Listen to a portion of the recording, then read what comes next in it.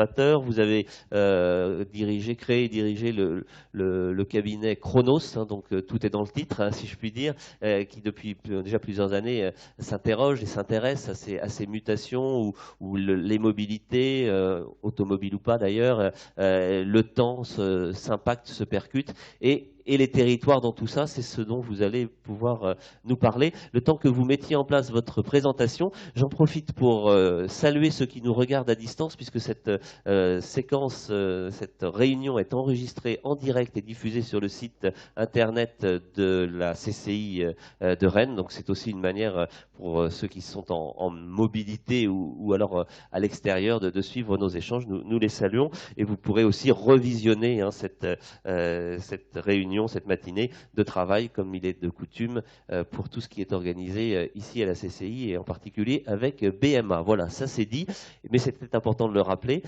Travail et mobilité physique et numérique. Bruno Marsdorf, c'est à vous pour 20 minutes.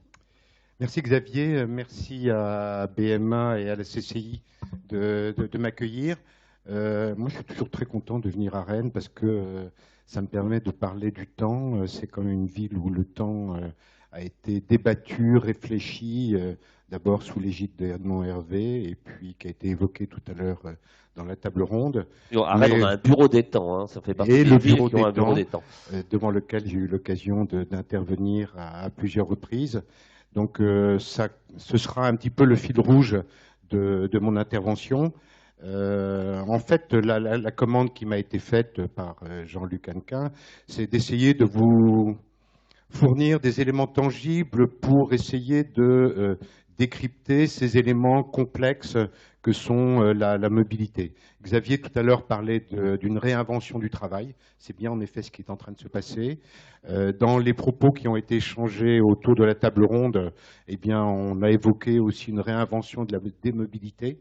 Et j'insiste beaucoup sur ce pluriel, puisque en effet, la mobilité qui a longtemps été réduite à du déplacement physique, aujourd'hui, c'est bien plus que ça.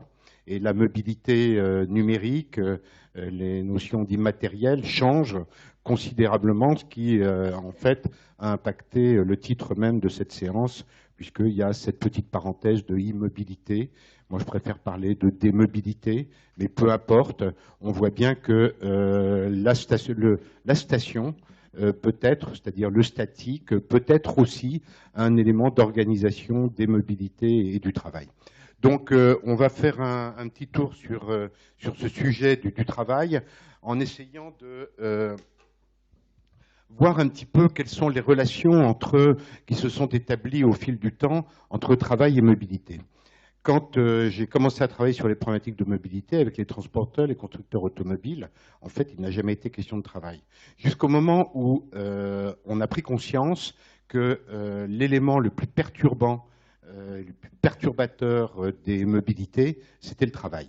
Et vous le connaissez très bien ici, sur ce site, puisque ça a fait l'objet d'un aménagement temporel, celui des accessibilités à l'université.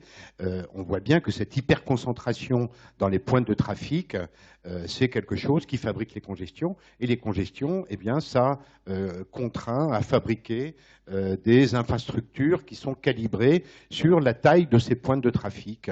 Et donc, il y a des enjeux économiques, il y a des enjeux environnementaux, il y a des enjeux sociétaux, il y a des enjeux de santé, etc., etc. Donc, cette problématique du travail, elle s'est invitée dans le jeu des mobilités.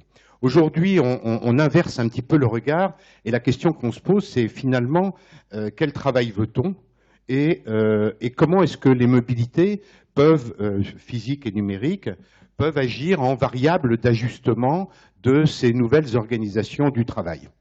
Alors, pour mieux comprendre qu'est-ce qui se passe de ce côté-là, en fait, ce qu'il faut comprendre, c'est que pendant un siècle qui a été marqué par l'avènement du Fordisme, toutes les règles du Taylorisme, en fait, on était sur une unité de lieu, une unité de temps et une unité d'action.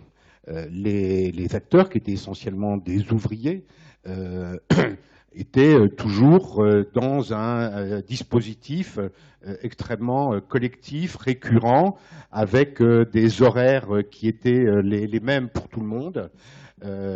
et un dispositif qui a été évoqué par Marie-Laure dans son introduction, de l'emploi à vie, la même entreprise, etc. Ceci est en train de se fissurer et est en train d'apparaître autre chose, un travail qui se situe dans ce que j'ai appelé le triangle infernal des dispersions. Alors, à charge pour nous de retirer cet adjectif d'infernal et de faire en sorte de le maîtriser, de l'amadouer, de comprendre en fait qu'est-ce qui se passe. Dispersion du travail et de l'emploi, eh bien c'est ce qui est en train de se passer, c'est que eh bien on n'est plus dans l'emploi unique à vie, on en est même aujourd'hui dans de plus en plus d'occurrences à pouvoir travailler pour plusieurs employeurs. C'est le cas en tout cas d'une partie de la jeune génération.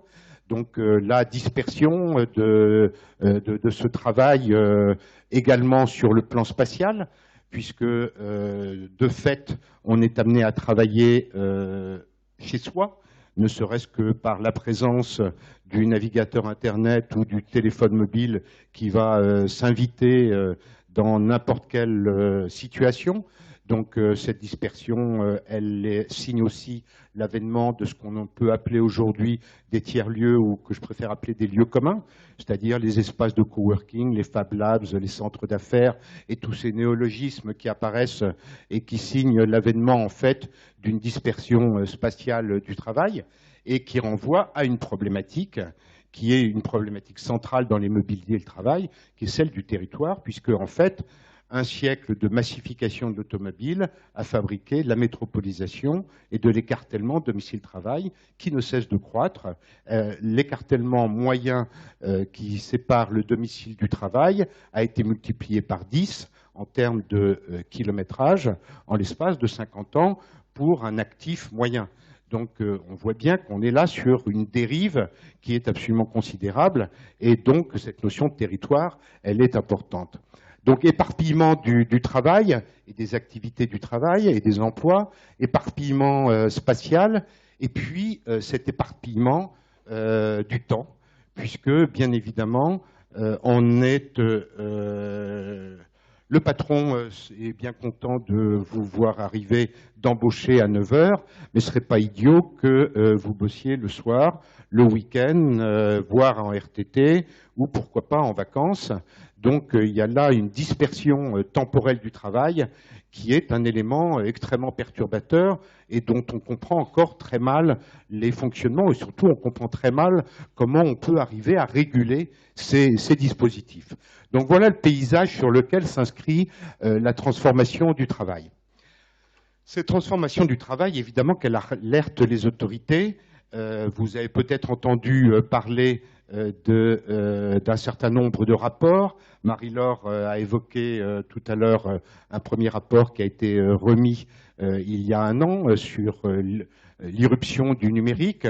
Là, 2 rapports successifs ont été livrés, l'un à Manuel Valls par M. Combrexel sur la transformation du travail, et un autre vient d'être remis à la nouvelle ministre du Travail la semaine dernière par Bruno Mettling, donc DRH d'Orange, qui a réfléchi à ce nouvel environnement du numérique et qu'est-ce que ça change. Et peut-être que la citation la plus intéressante de son rapport, elle est là, quand il dit que le temps de travail n'est plus un outil suffisant pour appréhender la contribution du salarié. Alors que le travail a toujours été, dans le modèle fordiste, l'alpha et l'oméga de l'analyse de la productivité. C'est, rappelez-vous, les temps modernes de Chaplin, cette notion de temps, cette notion de rythme, cette notion de cloisonnement aussi, elle s'invitait très fortement dans cette structuration du travail. Et ben voilà, on est en train de faire exploser ce paradigme et maintenant il faut réfléchir à quoi, comment peut-on remplacer, faire évoluer ça. Donc je vous propose très rapidement de débattre de ce travail autour de 6 axes sur le temps pour essayer d'appréhender, évidemment qu'on ne va pas épuiser le sujet, mais on va essayer de l'approcher comme ça. Donc premier axe, celui du temps et de la productivité. Finalement, la grande révolution qui affecte aujourd'hui le travail, c'est celle qui coïncide à peu près avec le passage du siècle, celui d'un système qui était porté par le Fordisme,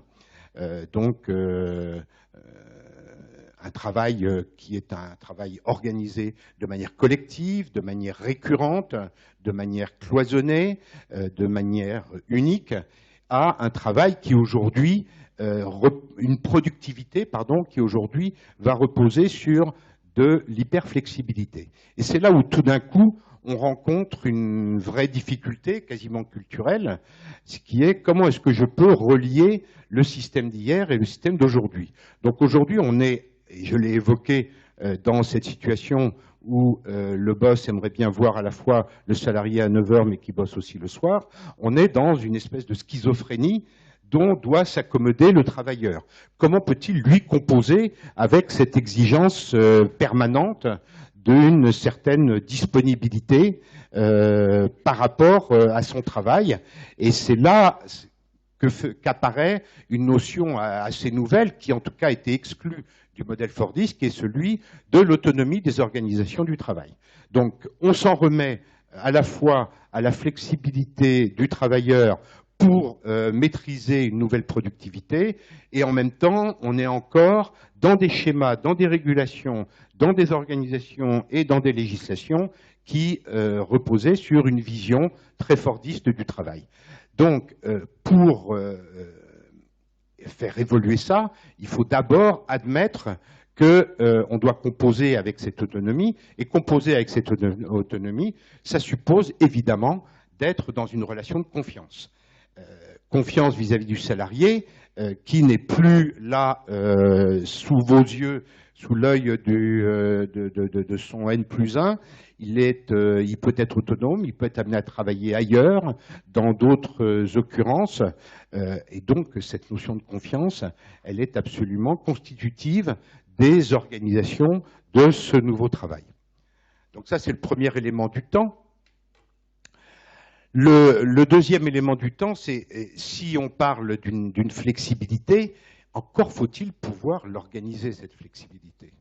Donc cette flexibilité, elle appelle un droit à la mobilité. Et là encore, je reprends mon pluriel de mobilité, c'est un droit aux mobilités, c'est-à-dire je dois pouvoir organiser et sur le plan temporel, et sur le plan spatial, et sur le plan de mes connexions avec mes différents protagonistes dans le travail, que ce soit ma hiérarchie, que ce soit mes fournisseurs, mes pairs, mes clients, il faut que je puisse là m'organiser à volonté pour, et je reviendrai sur cette notion d'agilité qui a été évoquée dans les propos précédents avec de la fluidité. J'ai beaucoup retenu cette notion de flux parce qu'elle est fondamentale. Marie-Laure évoquait l'immobilisme de la donnée, on y reviendra peut-être, mais cette notion de dynamique, de cinétique, de flux, elle est aujourd'hui également constitutive des organisations du travail contemporain. Troisième élément, si j'arrive,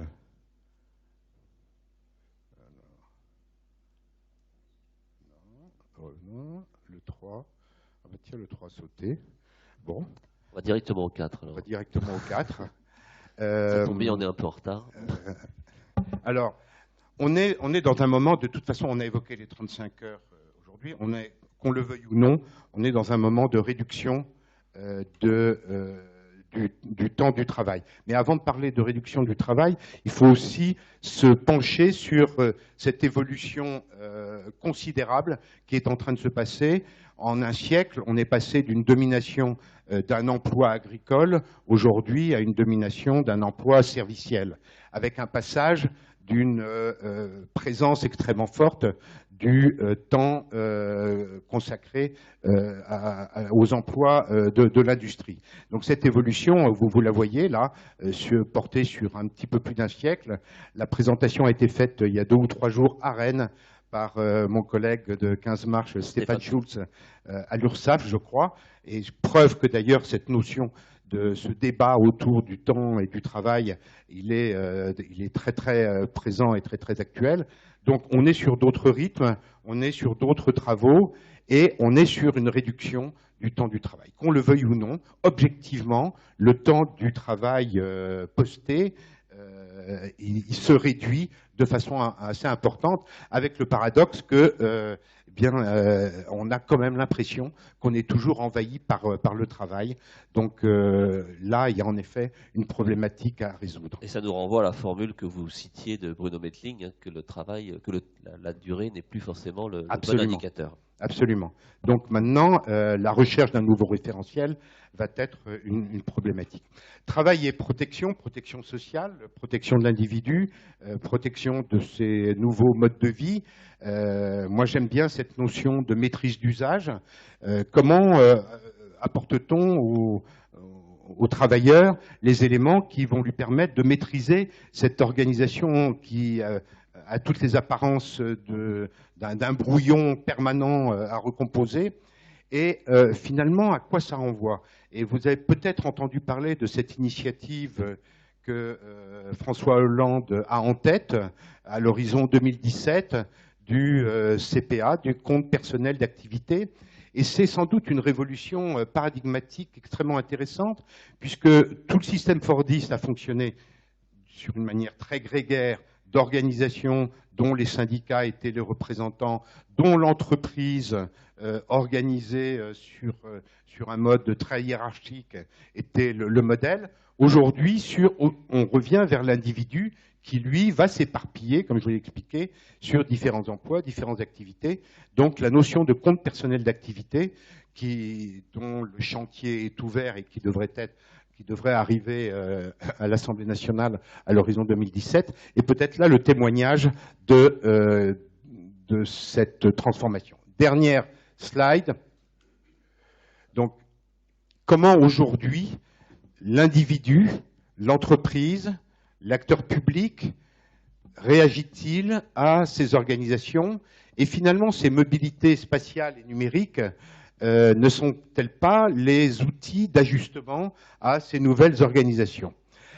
Et petite slide là pour terminer, nous avons conduit il y a maintenant 3 ans une étude qui a été financée sur des fonds publics, qui a investigué la problématique de l'irruption du numérique dans le travail.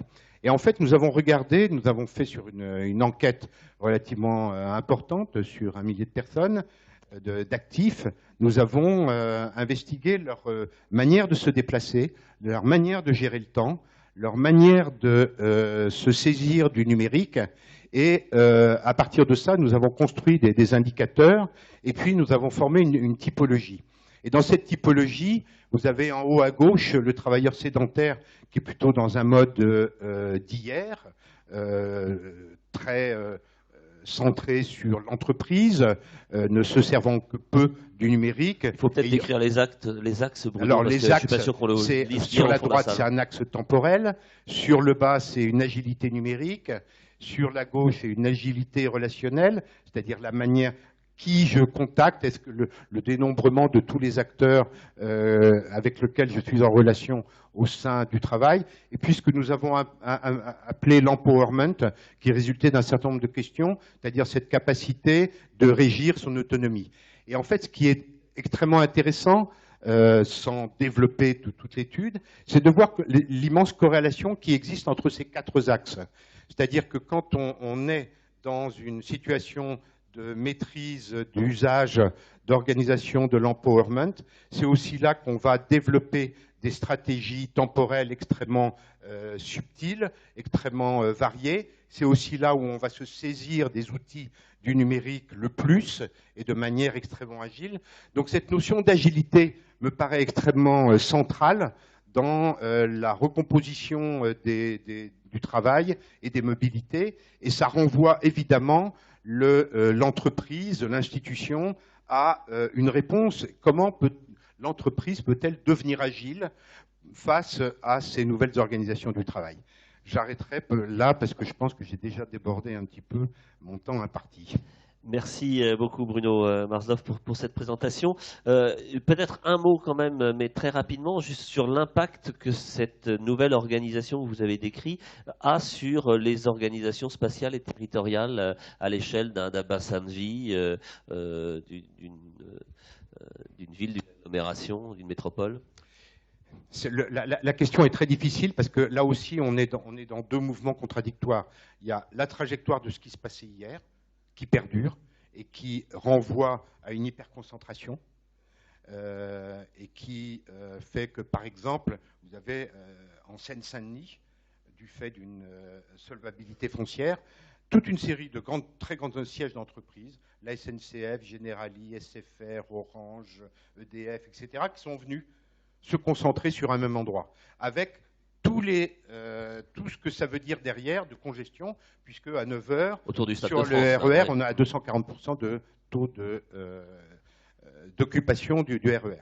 Donc il y a cette tendance d'hier qui perdure, et puis il y a une autre tendance, peut-être plus intelligente, plus vertueuse, qui consiste à réfléchir à cette délocalisation du travail. Ça a été dit lors de la table ronde. Ça a été dit aussi par Marie-Laure, pourquoi ne pas faire en sorte de délocaliser le travail 1 ou 2 jours par semaine? C'est ce qu'on appelle le télétravail. J'aime pas beaucoup cette terminologie. Moi, je préfère le travail mobile, mais je pense qu'aujourd'hui, on est prêt pour une révolution de la délocalisation et de la désynchronisation du travail. Et je pense que c'est un élément extrêmement fort dans les stratégies territoriales. Merci beaucoup Bruno Marsdorf. On trouvera tout à l'heure pour la phase conclusive de cette matinée. La transition, elle est toute trouvée avec vous, Gérard Chevalier de Cybele, puisque vous allez nous parler maintenant de ces nouvelles formes de mobilité ou d'immobilité dans les entreprises, comment ces entreprises elles s'adaptent, quelles sont les innovations que l'on observe également. Donc je vous propose à votre tour de prendre place pour cette présentation, qui est en train d'arriver. Voilà.